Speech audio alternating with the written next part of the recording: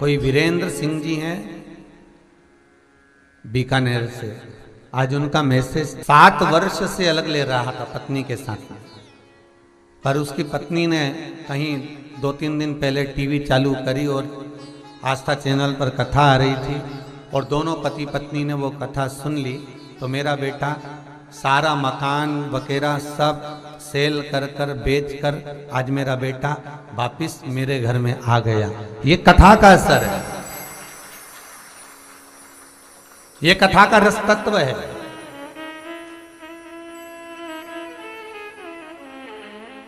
ये कथा का तात्विक रस है कि आप अपने जीवन में थोड़ी सी कथा को उतार लो, बस बहुत है। यहां से सुना और यहां से निकाल दिया, बचा कुचा था कपड़े में से झटकार दिया, ऐसी कथा जिंदगी भर सुनते रहोगे और कहते रहोगे हमने तो महाराज जी ने कहा था ये करा, हमने तो गुरु जी ने कहा था हमने वो करा, हमने तो वो करा, हमने तो ये करा, और उसके बाद हमारा कर्म नहीं हुआ। अर्थात तुम कर्म कर तो रहे हो पर तुम्हारे भीतर भगवान के प्रति विश्वास प्रबल नहीं हुआ। एक ये बहन जी भोपाल से आती हैं रोज, इनको शुगर भी है, पाँव में तकलीफ भी थी, कष्ट भी था। आज हमने इनसे पूछा कि तुम्हारी तबीयत कैसी है, पहले से आराम है? तो ये बहुत आराम है ना। माइक दे रहा।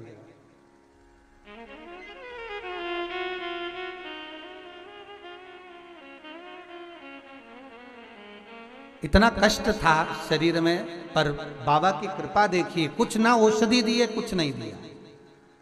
माइक चालू करो उसको।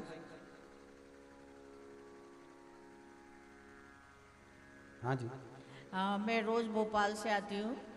पहले मैं नीचे बैठ ही नहीं सकती थी, घुटना नहीं मुड़ता था, लेकिन अब मुझे पहले से बहुत आराम है। रीढ़ की हड्डी में भी दर्द थी, अब ठीक है। अब ठीक, बाबा की कृपा है। इसी क्रम में एक रिधिमा राठौर बैठी है, हमने इससे पूछा था बेटा तू कथा सुनने क्यों आ रही है? तो कहा गुरुजी मैं डॉक्टर तो बन गई हूँ पर मुझे गवर्नमेंट जॉब नहीं मिल रहा, मतलब डॉक्टर बनने के बाद भी गवर्नमेंट में शिफ्ट नहीं हो रही। आज खुशी की बात है कि रिधिमा आपकी खुशी आप खुद माइक पे बोलो कि बाबा ने आपको दिया कि नहीं दिया। खड़े तो हो। बाबा ने ऐसी कृपा कर दी कि आज इसको वापिस डॉक्टर का पद पाकर ये गवर्नमेंट जॉब में भी पहुंच गई है। ये बाबा की कृपा है विश्वनाथ। बस ठीक है बेटा रेंद्र, ये बाबा की कृपा है। एक ये बैठी है हरियाणा साहिब, कल कहाँ गई भाई? खड़े हो जरा। आज ये कह रही थी कल कि गुरुजी इतना कष्ट था, गुरुजी इतना कष्ट था। क्या तकलीफ चल रही थी? देना जरा माइक, दे जरा, इनकी भी सुने। विश्वनाथ की कथा है। कहाँ से आए हो? यूपी सोनभद्र ओबरा। सोनभद्र ओबरा जी। क्या प्रॉब्लम चल रही थी? हमारे ना सीबीसी बढ़ जाते थे जी। जैसे साल में एक बार।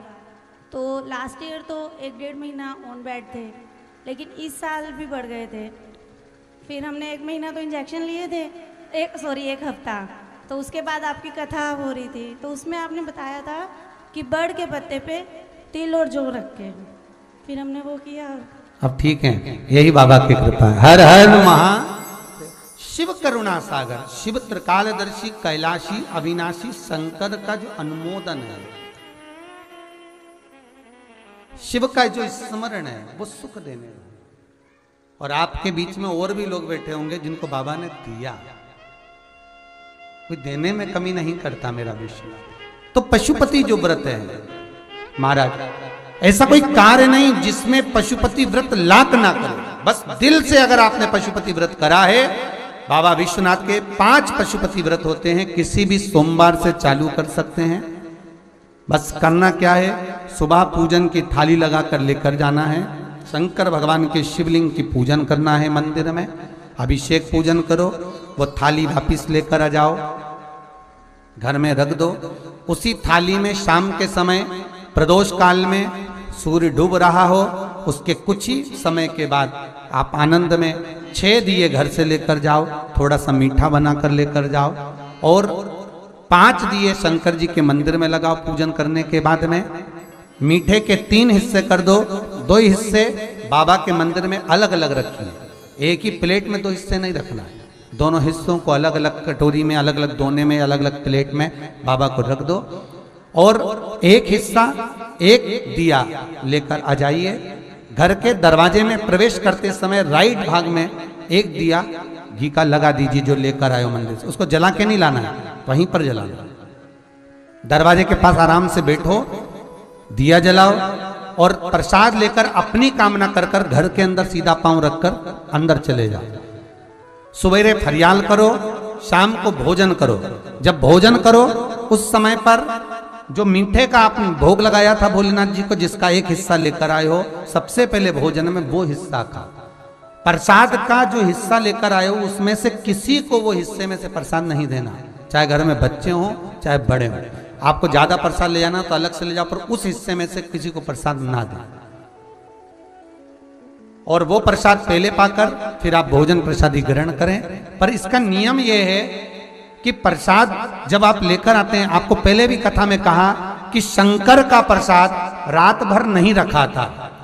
जितनी जल्दी आप प्रसाद का हिस्सा लेकर आए हैं, आधे घंटे के अंदर, पौन घंटे के अंदर आपको वो प्रसाद पाना है और भोजन करना ही है। ये नहीं कि सब आएंगे, इंतजार कर रहे हो, 10 बज गई, 11 बज गई, प्रसाद आपका इंतजार कर रहा है। जो प्रसाद है वो आपकी प्रतीक्षा कर रहा, आपकी बाट जो रहा, आपका इंतजार कर रहा। ये नहीं होना चाहिए।